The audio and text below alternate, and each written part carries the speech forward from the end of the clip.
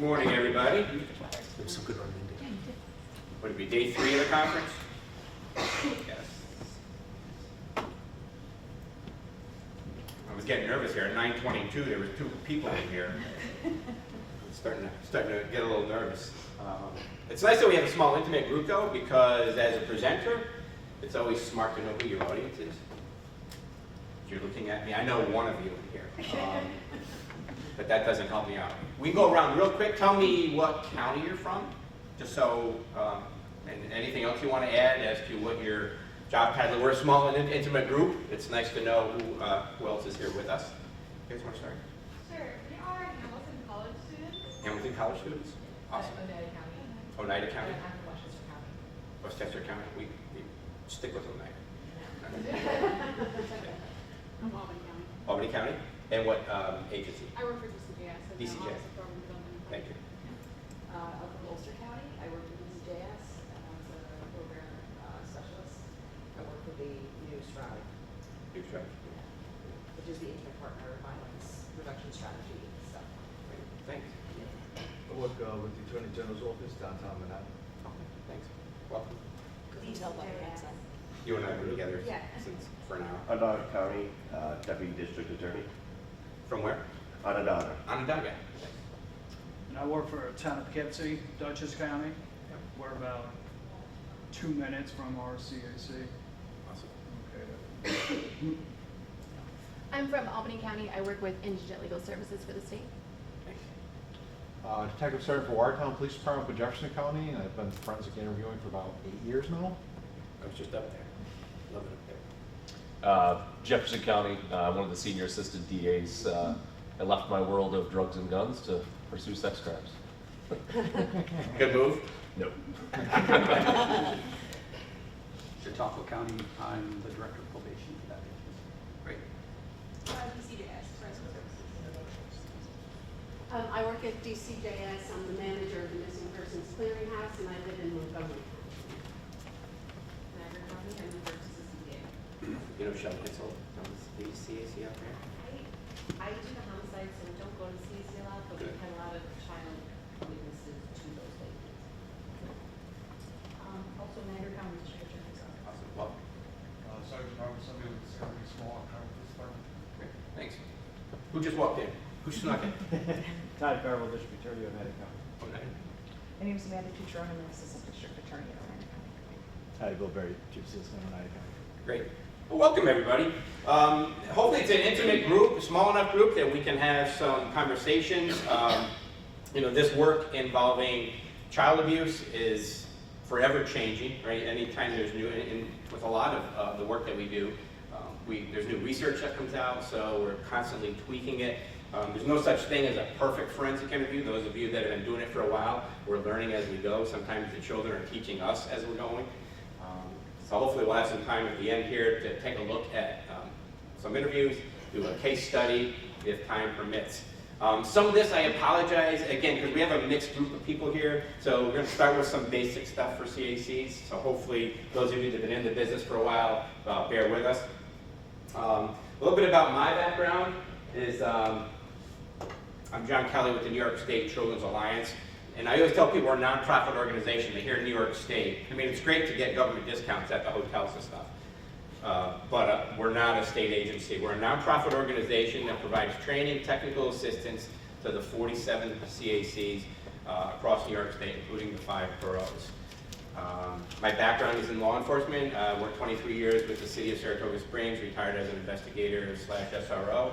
And while there, we had a dedicated juvenile unit, so I was doing the majority of the forensic interviews way back when. Left there, worked for the National Center for Missing and Exploited Children for about 3 or 4 years.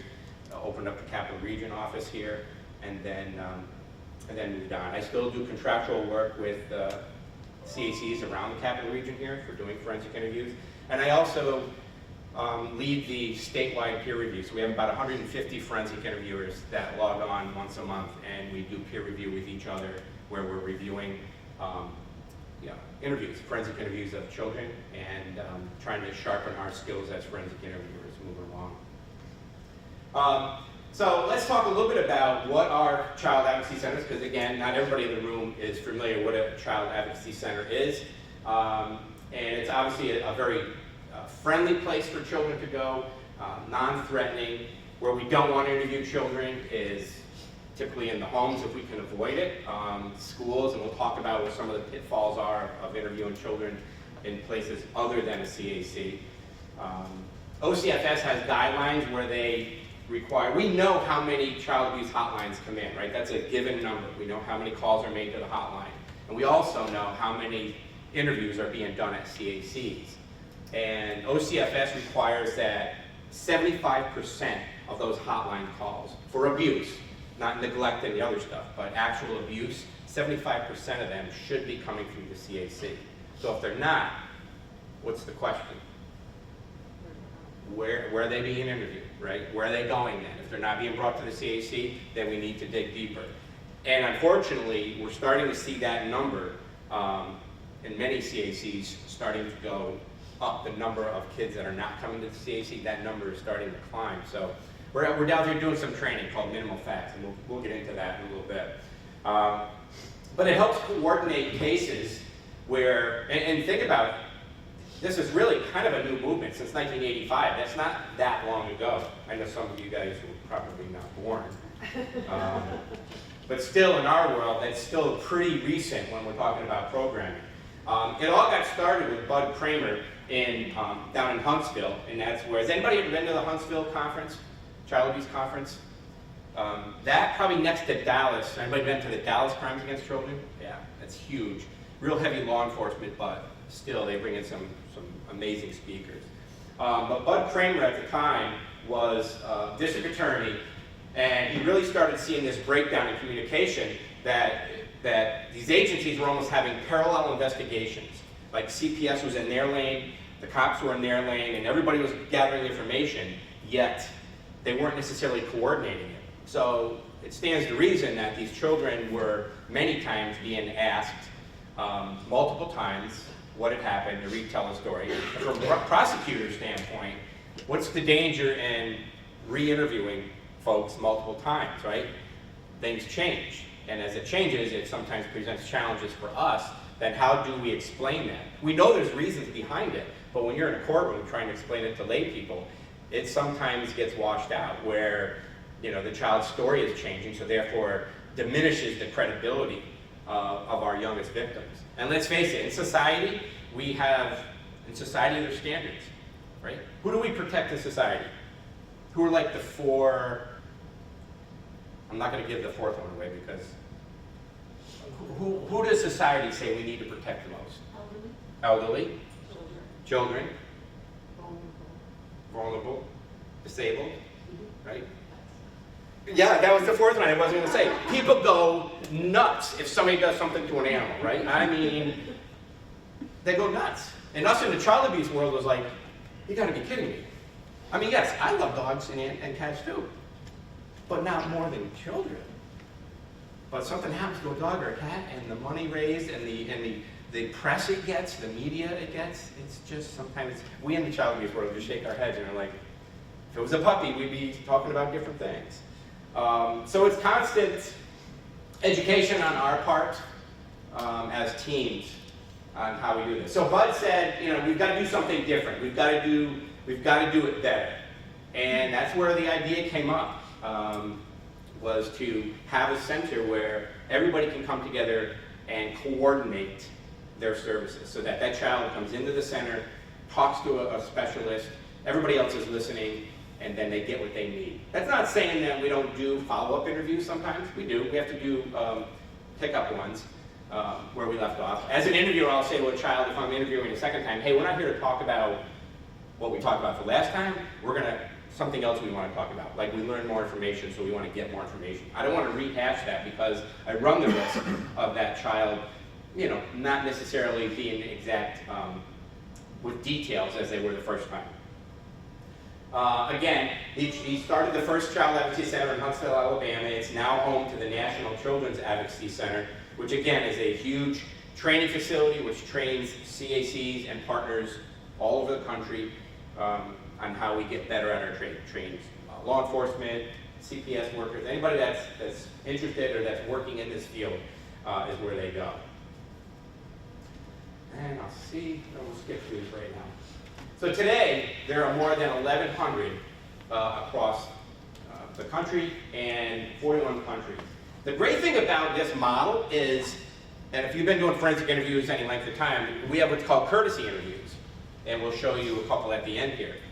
And the great thing is, when I get a call from a trooper from Colorado or someone in Wyoming, right? We're all speaking the same language. They call the CAC, like we have to make an arrangement, or maybe they'll connect with law enforcement, and law enforcement say, listen, we've got a child in our jurisdiction that's in your jurisdiction that was in our jurisdiction who's a victim.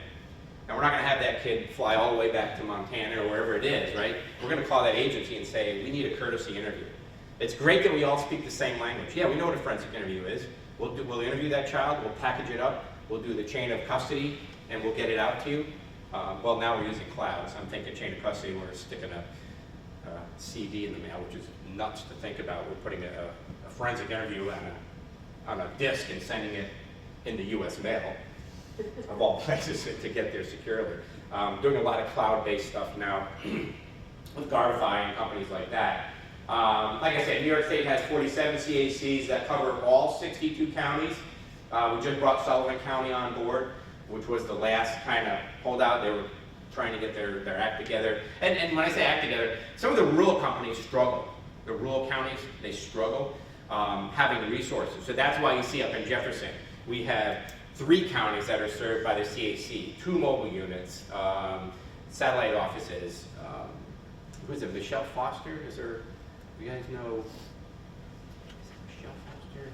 Foster, I know, is their last name. Anyways, we did a peer review on her from up your way. I think she might have been St. Lawrence. Knocked it out of the park. She's only been doing it 6 months, but did a great interview with a child with special needs. And it's just good to see someone who's young and who's getting into the business now do a good job at the interview. And we'll talk about our mobile units here in just a second. So the dots are where you see where our mobile units are. Back in 2019, OCFS had a lot of money. Those were the days, right? They had a boatload of money. And someone came up with an idea of how do we serve these rural counties? And if you see where these dots are, with the exception of a couple like Rensselaer, Kevin over across the river here, we have 13 of these units. And they spent a decent amount of money of getting these units retrofitted to serve what we need, right? It's a mobile interview unit where it rolls out for families that have transportation issues. And it's really a place for us. We don't want to be sitting on a couch in a house not knowing if the abuse happened in that room. And especially if the perpetrator is in the next room. It's just not, it's not conducive to a good outcome. And the flip side of that, what are some of the downfalls to interviewing a child at school? You guys were in school not too long ago. What if a cop came in and wanted to talk to you, right? And they brought you to the office to talk to the police. What would kind of be going on in school while that's happening? You're coming out of the interview and everyone's asking you what happened. Right. Everybody knows what's going on, and especially with technology today. When I was in SRO, everybody knew what was going on. If there was even if they were plainclothes officers, they know what's going on. She gets called to the office, or he gets called to the office, or is going to meet in the guidance office. They're trying to be as discreet about it as possible, but it can be very, very traumatic for a young person who is doing the right thing, right? We encourage kids to tell, right, when something happens. But we know a lot of times in the interview that's not what the kids wanted to have happen. When a kid goes to school and makes a disclosure today, right, what's that child looking for? Help? What do they want? Safety. They want the abuse to stop. They don't want grandpa. They don't want Uncle Mike. They don't want the family friend. 94% of the children that are abused, they know, love, and trust their abuser. And they don't, so when they tell the teacher that somebody's touching them, something's going on, that child is not thinking of what's about to happen. Because that teacher's a mandated reporter, and a hotline is about to go in, which is going to start this entire process that this child wanted nothing to do with. Right? So that's part of the challenges that we have as teams on how do we make that as comfortable as possible for the child and their family. Think about it as a parent. Like we all go to work today, right? And you get a call that your child has said something at school today that has prompted them to be concerned. Some of these families implode. They can't get their head around it. Like, what is going on? Like their whole world gets turned around. And I think we sometimes, in our jobs, we consider it another call, we consider it something else, but we really have to step back and consider the impact, the trauma that this is having on families. And I get it, we're busy, we all have, I call it the manila folder factor, right? We have all these stacks of things on our desks, and we've got a lot of stuff going on. But to really step back, and if it's not us, then lean on the professionals, the advocates and those people who can really be helpful in those situations. Recently we had everybody familiar with the abduction from Monroe State Park. We had a 9-year-old that was abducted, held for a couple days before they recovered her. I remember sitting in the room with the parents, and the parents were just like in a haze. They really could not really fully grasp what was happening. There was so much going on. We had the feds, we had the state troopers, we had the DA's office with their investigators and their advocates. I'm telling you, the CAC and the governor was nearby. And we learned from these cases. We later learned, as we're walking the parents out the door, it's like, remember, tomorrow morning at 9 o'clock, right, at the courthouse, and the mother's like, oh, yeah, right, like, whatever. And we're starting to say that we need to slow things down, but write things down, explain to the family what's happening, and slow things down. Because in our world, we understand what's happening, but these families, and again, that's a big national case. I'm talking about these little cases that never make the news that come in. They're just as important as those big cases, and we sometimes get lost in that. Again, they 13 units that are funded by OCFS, and that's the one out in Oswego. This is one of the newer ones. They learned some lessons when they first made the first batch with the bathrooms. Anybody camping, any camping experts here knows what the problem with living in the Northeast and having an RV with a bathroom in it? It freezes, yeah. It freezes unless you either keep all the lines. Anyways, the second batch of RVs came out with no bathrooms. They turned them into better space. iRecord, all the RVs are retrofitted with iRecord, the recording system. And yeah, there's a waiting area for the parents to be in. And we usually take them to a place like a firehouse. Right? We're not going to roll up in front of the kid's driveway with a unit like this. We're going to meet the family somewhere nearby, but somewhere that's again, respectful of their privacy. We don't want them to have any more anxiety that's already involved in the situation. Firehouse, sometimes someplace that has a nice hookup where they can hook up the power of these things. And they're good. They're not so easy in the wintertime, but again, they're a great resource. I know somebody from Oneida County, who's Oneida? Oh, you're in Oneida. They had, I talked to Derek yesterday on a call that they had rolled that out. There were some tornadoes, right, out by Rome. There was some devastation out there. And these can be used for just interviewing. We also, I think Derek said they rolled it out there just so that they could either take reports or things like that, have a nice, instead of sitting in your squad car or sitting in a vehicle trying to do your work, you've got a nice workspace here where you can use these units. We said the same thing with the Monroe Park abduction. There was a lot of people and other children at other campsites that all needed to be interviewed. So we said, we can roll a couple units up there if you want, from Rensselaer and Karen over in Fulton, Montgomery County. We can roll a couple units up there. So now your troopers, instead of having to take people back to the barracks or sit in a police car and take statements, use the units here. We had a call from Hurricane, I forget which hurricane it was that devastated about 2 or 3 years ago.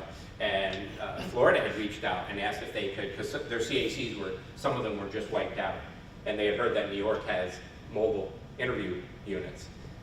So they requested we send a few units down there, which was great, knowing that they're out there. What's going to happen when they age out? We're not whole 100% sure what's going to happen with the state and if they find more money to fund those things.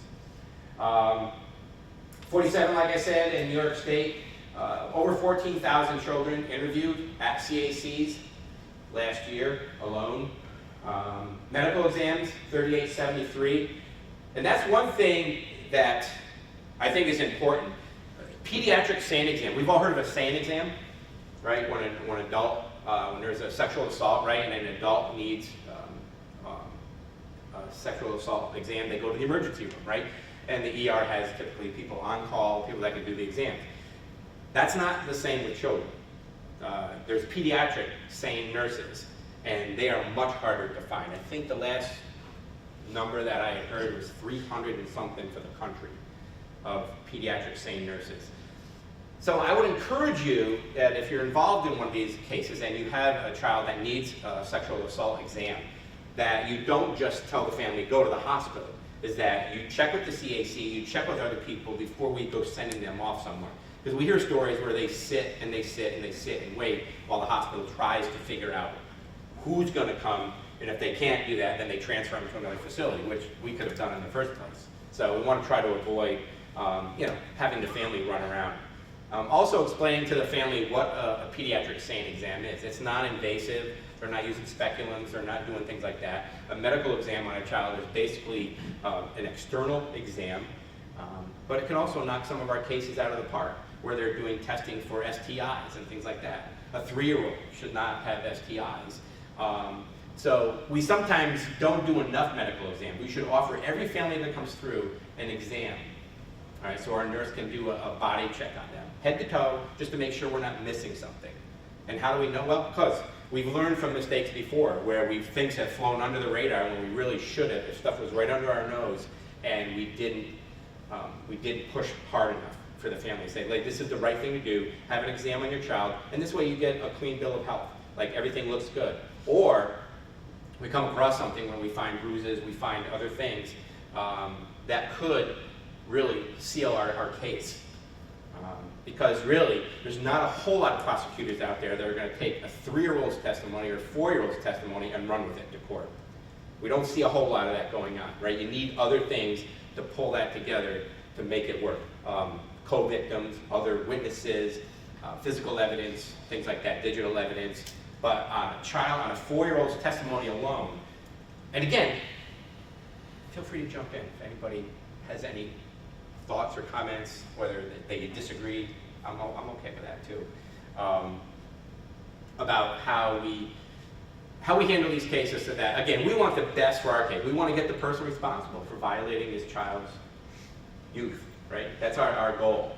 And then those of us that are in the services field are obviously looking out for the child's health and well-being moving forward, right? You have a job to do in law enforcement, CPS, they all have jobs to do. We want to make sure that everybody gets what they need. Typically, again, observation rooms, the standard is only one person in the room with the child. It's rare to find more than one person in the interview room. I think in my 18 years of doing it, I've had maybe 2 parents that demanded on being in the room. But most of the time you're dealing with a non-offending parent who's like totally on board with what's going on. Parents are not allowed to view, because then they become a witness as well. But even more so, I don't want, when I'm sitting in that room and I'm talking to that child and I are having a very deep conversation. And I've had kids say to me before, I had an 11-year-old boy come out of the room to his parents. The parents were a nervous wreck, and he goes, it was easier telling that guy than it was you guys. Right? Because I'm not family, there's not that bond with me. It's much easier to tell someone what's going on as opposed to your family. Think about that, right? If you were to share something that's really not comfortable conversation to have with a loved one or a family member, it's not an easy thing. When you're interviewing as a parent wants to or has to or is trying to be in there, Yep. is that raising red flags for you? No, not necessarily. I mean, again, everybody reacts different to it. Some people are scared of the process, and I don't blame them. I mean, it is a scary process. I really try my best to take the parents and say, come on, let's go look at the room. This is where I'm going to be sitting with your child. It's just down the hallway. If you do insist on being in there, I really really insist that you not interject, that you not, you know, because a lot of times the parents go, but tell them what you told me, tell them. And to me, it's kind of a leading interview, and I'll still do it, but then I just give it to the prosecutors and say, you know, however we want to handle this. I think it's the way you approach the family initially. It's how they're initially received, I think, is how whether they buy into it. It also depends sometimes on their past history with services, with law enforcement, with children's services, right? If they've had poor experiences or bad experiences with these agencies, then they're not necessarily going to be, you know, they're going to think of me as an agent for them, as opposed to a freestanding, you know, party. So, you know, sometimes do red flags go off? Yeah. I mean, we've arrested one father that I know of during my career for coaching, for trying to get, and you know, parents sometimes get into family court and they're willing to do anything, including use their children, weaponize their children, and have a plan, have them go to school because they know the process, right? You tell the teacher something, there's going to be a report, and then we're going to, you know, try to get mommy and her new boyfriend in trouble. So yeah. So there's a lot of that, not a lot of it, but there's stuff that we always have. And you'll see actually in the one video here where the first words out of the kid's mouth make me think something could be there, but it wasn't. Again, the rooms are all supposed to be very, not a whole lot of stuff in here, not a lot of toys, not a lot of stuff that's distracting. We do have fidget stuff, Play-Doh. I find that really is that helps kids be distracted a little bit when they're nervous about something, even adults, right? I mean, we're nervous, it helps for us to fidget with something. So we have things like that that don't make a lot of noise that the kids can fidget with. They can take breaks sometimes, and you gotta be really careful at when we are asking these families to come in, right? I say to the parents, right, what's their good day? What's the good part of their day? Are they a morning kid, afternoon kid? A lot of times we see kids at the center at 3:30 after school, right? And that's, for me, like they gotta get something in their belly, right? They haven't had something for lunch unless they've been nibbling on something, right? They're pretty hungry by the time they get to us. So I always feel like get them something to eat before they come in their room, something to drink to relax them. Again, this is the Saratoga one where we have sound panels. And that's another thing too, when we're doing the statewide peer review, we have found that the quality, again, some of the prosecutors have ever looked at or listened to some of these, some of them are tough to hear. The iRecord, we lowered the microphone down low so that it was closer to where the children are. If I have a child that's really quiet, I'll try to get them to sit closer. I always believe in giving control back to the victims. So when I walk into an interview room, I say to the child, where do you want me to sit? You tell me where to sit. Right? It's giving some of that control, because a lot of times the children and family in this situation don't feel like they have any control of what's going on. They feel like they're just along for the ride, being told what to do, where to go. So I firmly believe in letting them make a lot of decisions along the way. Everybody familiar with weighted therapy blankets? Weighted therapy blankets? A lot of people use them these days. They're expecting a larger crowd in here, so that's why they turned it up. But yeah, therapy blankets are a great tool as well to use because of those kids that are anxious, that are being in there. I had a really funny story. I had a 6-year-old that was bouncing off the walls. We used to have a beanbag chair in here, which was a big mistake, because the beanbag chair just invites to be jumped on. So we quickly removed that. So I had this 6-year-old, and of course I had people in the observation room watching me, and I could not get her to sit down. She was literally jumping on the couch, jumping. She would run over, try to get out the door, have to stop her going out the door. So I'm thinking to myself, how can I get this kid a little bit under control? And I thought, oh, there's an adult weighted blanket out in one of our offices. So I grabbed it, which is the green one, which is very heavy. I don't know what the actual weight of it is, but it's heavy. I said, come on over here, sit down on the couch and everything. You sit down here, put your hands on your lap and everything. And I'm like, bringing this blanket in. And I'm like, here, put this on. And she's sitting there looking at me. I go, does that feel good? And she goes, yeah. And she sat there and we started talking after that. And everybody in the room is obviously laughing hysterically. I go, well, that worked for a short time. Way to subtly restrain. Way too nice. That's it, you know. But I was out of, we were either going to get nothing out of her, and it did slow her down a little bit and kind of got her focused as to what we needed to do. I find also that these tables here, some of our youngest victims and some of our strongest cases have been the innocent drawing of a child, depiction of what's going on. It's sometimes very crude looking, but it doesn't take much to look at that and realize that's her on the couch, that's the uncle, and that's something coming out of him that she is depicting. To me, that's a powerful piece of evidence to have to show someone like this child knows what they're talking about. They're just having a hard time explaining it, but they can certainly write it out and show you what it looks like. They're allowed to take breaks along the way, and as interviewers, we also take breaks so we can talk to our team. If there's something I'm missing, you want me to ask something else. So we take breaks all the time. That's both for the interviewer and for the child, so that we can take breaks.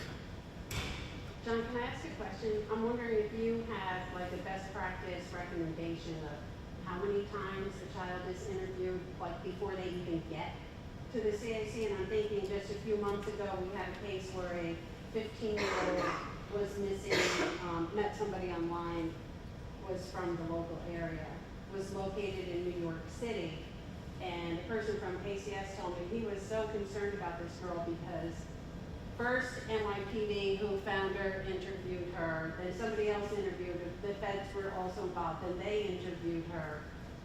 The place where she was missing from, that PD interviewed her before she ever even got to a child advocacy center to once again be interviewed. So is there some kind of recommendation of, so they don't have to keep, re-traumatizing themselves, telling what happened, just can you narrow it down to 1 or 2 interviews? Yeah.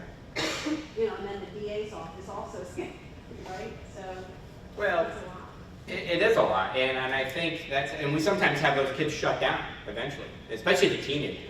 Like, I've told you this, I've told somebody this, you guys all know the story, like, I'm done talking. Sometimes they'll shut right down and say, that's it, I'm finished. I think that's where the CAC comes in, where they can coordinate who's doing what. Everybody try to get together on the same page. And I think sometimes the prosecutors also, wield a lot of power as to, listen, time out. Like, if I'm going to be the one prosecuting this case, I want to make sure we know who's doing what.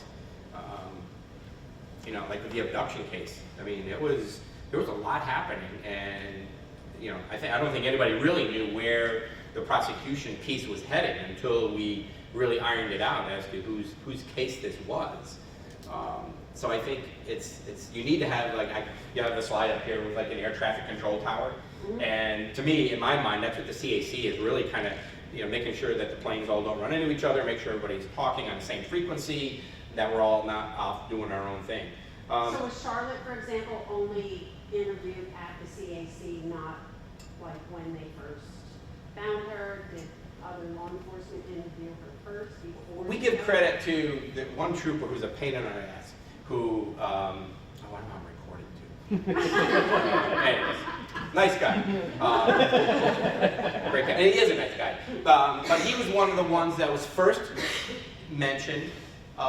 We got to get hold of the CAC. He was the first guy to say, we got to get these guys on the line. We got to get them alerted, aware of what's going on, right? So it's nice that there's people amongst it, because again, it's not on everybody's radar. We got a lot going on in our heads, especially if it's a big case. But even if it's not a big case, even if it's a case that's, just a simple case, we still need to give it equal amount of attention. And that's why it should always be, so that's why we're constantly doing training with our team members. Constantly think about letting the CAC in on it early on in the investigation. Social services law allows OCFS to monitor. We're very unique in New York, where we have state monitors doing site visits at our centers once a year. That's not typically around the rest of the country. NCA, the National Children's Alliance, does inspections every 5 years. So in New York, we're different. And that's a good thing, because I think they follow the same standards as the national standards, and that's what makes, I think, our centers on their game as far as being able to do what they do. MDT, multidisciplinary teams in every county. And some people don't even think they're part of a team, And that's why we have to keep reiterating it. You are part of this team. When a child abuse complaint comes in, that's when we all activate, we get together, including CPS, medical, prosecutors, mental health. Try to get everybody on board as soon as possible. Sometimes law enforcement will get a call and be heading out and call and say, we need to come in and use the CAC. Like, well, is this a hotline? Have you guys made a hotline report? No. Well, let's get them on board before you come in with an interview. Because if you interview the child, CPS is going to need to hear and see. Unfortunately, we have about 7 counties in New York State that do not record, per the DA's office, do not record child interviews. So that becomes a challenge when people are taking notes. And that becomes a challenge for someone like me, I'm in there talking to a child. I'm relying on that person in that next room to be taking really good notes. And it scared me recently when I got a call from the county attorney and says, we have a fair hearing, something coming up about an interview you did about 1.5 years ago. I was like, I've interviewed so many kids since then. Like, I hope you have good notes, because I know we don't record in our county. I says, I hope there's good notes there to help refresh my memory of what's going on. Otherwise, I'm going to be of no use to you on the stand. So those are, again, the national standard is all child interviews should be recorded. That's the national standard. And it makes sense for other people that don't want to see it, that weren't there. We do have capabilities now, though, with iRecord, where people can remote in. So a DA can remote watch an interview going on. If they can't be there, they can watch it remotely, and this way they know what's coming their way. Why would they want it not to be recorded? Well, my personal opinion is right now we have a lot of people forensic trained, a lot of CPS workers, a lot of law enforcement. Sometimes it's mandatory, right? You become an investigator, you automatically get sent to forensic interviewing school. If you're a new CPS worker in some counties, you get trained as a forensic interviewer. So that said, that's not your main job, right? So how many are you going to do a year? Right? If you belong to a big agency, right, you may do 3, 4.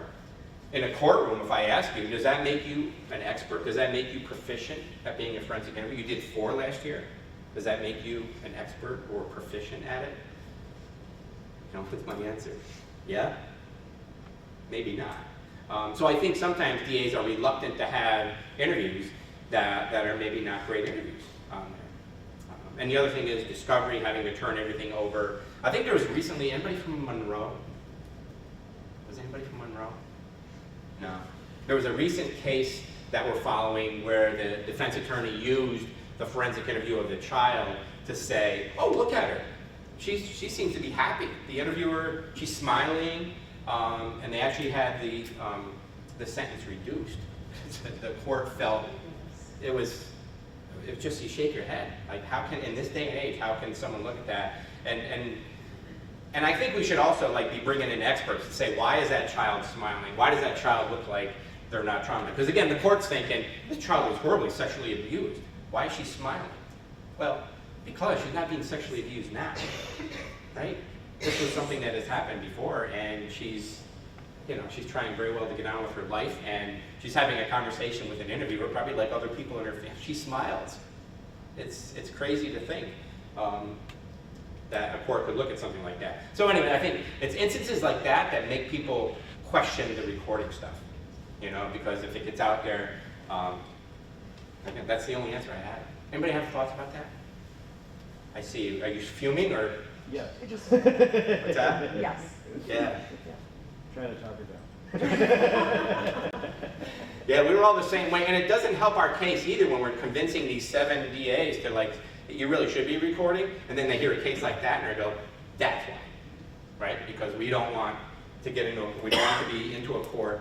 And again, that was a good interview, and yet the trial, it just doesn't make any sense. So anyways, again, remember I told you air traffic control. CAC is really controlling everything that's going on. Case review is part of our, let's say, accreditation, so OCFS requires that we do case review every month of the cases from the previous month. So we sit down with our teams, and get updates on all the cases that came through. They may be a little bit challenging in some of the bigger CACs when they're seeing big numbers. Sometimes they do case review once a week, twice a month, just to keep up with the load. But it's a good way for us to do check and balance. What can we do better, right? What went good with this case? And maybe what could we do a little bit better? Again, this is just I hate when presenters read people what's on the screen. But again, forensic interviewing is just a way of non-leading, asking children, interviewing children in a very non-leading, open-ended way to get them to elicit a free narrative. We want them to be doing most of the speaking in the room. Three most common models that we use in New York State: Child First or Gunderson. Who's my forensic interviewers? What do you guys have? Child First. Child First. Child First. And that's because the state pays for that for free. The other ones your agency can pay for. The other one is NCAC, National Children's Advocacy Center. And the one is more specific to New York. It used to be called FIDP, Forensic Interviewing Best Practices. It's now called Child Abuse Interviewing Skills. That's New York's model. But it's still, all three of these models are very much the same. And when I'm in courtroom and I have a defense attorney ask me which model did I use, I said I didn't use any model. I use materials from all of those models and when I'm interviewing children. So I'm not going to be pigeonholed into one particular model. I've been to all trainings, I've been trained in all three, and I use whatever skills I gather from all three trainings. Again, the stages of a forensic interview: open, rapport building. We sometimes rush through that because, again, I want to get the disclosure. I want to get to what happened, right? And we're constantly reminding our teams, slow down, get to know this kid. Let the kid warm up to you and let you get warmed up to the child. Free narratives. How was your summer? Oh, you went on a cruise? Tell me all about the cruise, from the first day all the way to the last day. Don't leave anything out in between, right? Let's practice talking about something before I start to ask you the topic of concern. The kids kind of know it's coming too. I mean, most of them know why they're there. So, go over the guidelines, what are the rules of the room, and then open-ended questions, topic of concern, and closure. Again, we talked about this with the interviews, and also dolls. Some DAs are not crazy about using the anatomical dolls, and again, because sometimes that can be considered leading. I think I've used them once where, and you give the doll to the child and let the child do whatever. I mean, I had a caseworker once go, "Did you put your pants down like this?" Well, that's leading. You're doing that. So let the child, and sometimes we leave the dolls just in the room. If the child decides to go over and play with them, then that's okay. But some DAs don't like the use of the dolls. It just sometimes opens up just some other issues that we're going to have to explain later. Trends that we're seeing: independent forensic interviews. So we're seeing interviewers regionally now, which is great, right? Because you as law enforcement, or if you're a CPS worker, you just sit in the room and you let a trained forensic interviewer go in there and they do it the same way every time, right? It's usually polished. They're going in there and they're very good at what they do, so that when you testify in court, you're comfortable, right? Because it's the way I do it all the time. It's no different than like a DWI or reading Miranda. Like, I do it the same way every single time.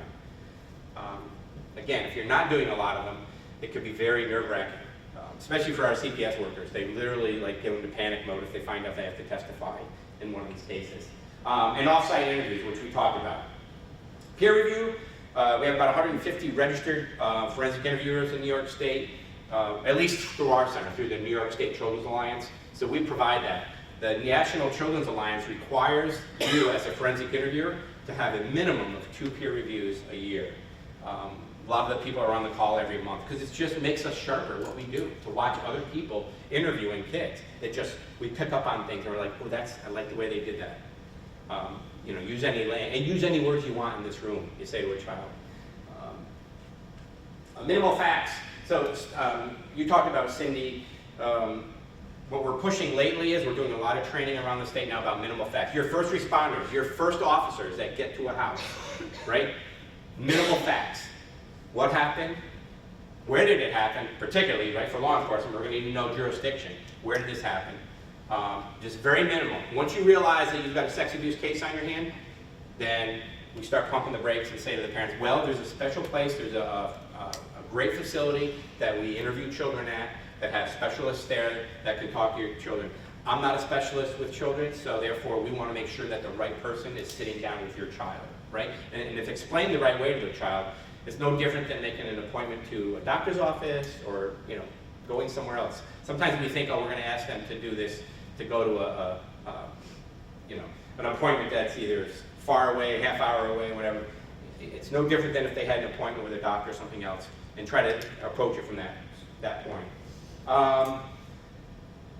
We find out, again, sometimes these cases are of people of respect, of authority, that sometimes abuse that authority, which makes them great, puts them in great position to abuse. Anybody familiar with this case? No? Let's see if I can, my Surface Pro is not exactly happy with the audio system here, so we'll see if we can get this to play. So this is a principal, elementary principal, who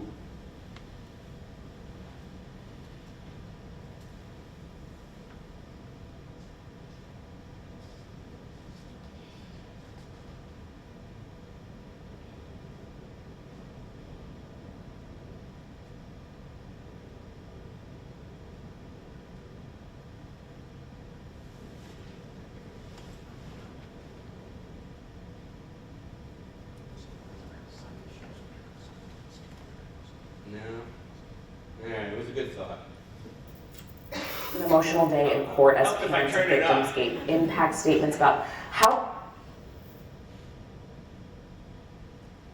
the end of a nightmarish saga for students and families of Northwood Elementary as former principal Kirk Ashton is sentenced for sexually abusing nearly a dozen students. Ashton was sentenced to 63 years in prison, but will only serve 20 years due to a New York state law on Class D level felonies. It was an emotional day in court as parents of victims gave impact statements about how their children will live with this trauma for the rest of their lives.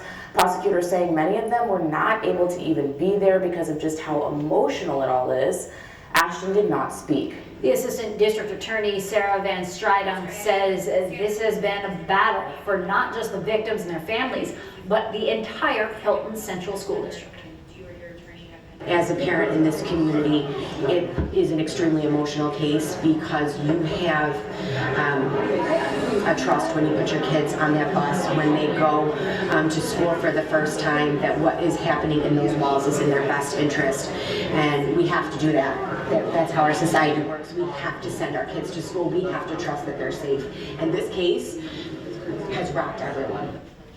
Van Strydonk also saying if any Northwood teachers are found to have had knowledge about the abuse and failed to report it, those incidents will be investigated. So we play these, when we talk about these cases, often with our teams, because you never know sometimes when you get into a room with a child where this is going to go, right? It could be just come in as a child abuse case, and then we call it pulling the thread on the proverbial sweater, right? When you start getting more and more, and then you start realizing, oh crap, like we've stepped into a hornet's nest here. Like there's a lot going on. So you never want to discount, you know, any case that comes through, that it could turn into something much larger. Arrested one of our own in Saratoga County, and I give Mike Zerlo credit. Doesn't matter. Which is just horrible. Saratoga County Sheriff Mike Zerlo's agency arrested one of its own over the weekend after receiving reports Deputy Stephen Willits sexually abused two young girls under the age of 13 and 11. The mood throughout the department is shock and somewhat sadness. After pleading not guilty to first-degree criminal sexual act and second-degree course of sexual conduct against a child, Willits was suspended without pay. Ranging from 10 years ago until very recently, investigators say the alleged abuse occurred in Malta, where Willits lives. I have to commend the victims. They had the strength to come forward to a responsible adult and report what was happening to them. Zerlo says Willits mostly worked the overnight road patrol out of the Half Moon Barracks and was never employed as a school resource or DARE officer, which would have brought him in close contact with children. Pretty much stayed under the radar. We had no prior incidents with Mr. Willis. Zerl would not say how Willits knows the two girls, but he stressed the relationship has nothing to do with his role as a sheriff's deputy, adding the alleged crimes happened while he was off duty. This one individual does not reflect the rest of the membership in this department. I mean, I've got a great department here, a great group of men and women that work on the road, so this should not be a deterrent to them. In Saratoga County, Matt Hunter, Spectrum News. And I have to say, in that case, Mr. Willits would tell his victims, ain't no one ever going to believe you. Ain't no one ever going to believe you. I know all the people that do these investigations. So you can say all you want to whoever, but no one's ever going to take you seriously. They're going to believe me before they believe you. And the children listened to that for a long time before they finally had the courage to come forward. In the interest of time, we only have 10 minutes left, but I really want to get into interview. I want to warn you, there's some graphic conversations, so if you're not comfortable with that stuff, feel free. You're not going to insult me if you want to get up and leave. But the young man that I'm interviewing goes into some graphic detail, but it's also very important, some of the things that he says, because, well, we'll talk about it.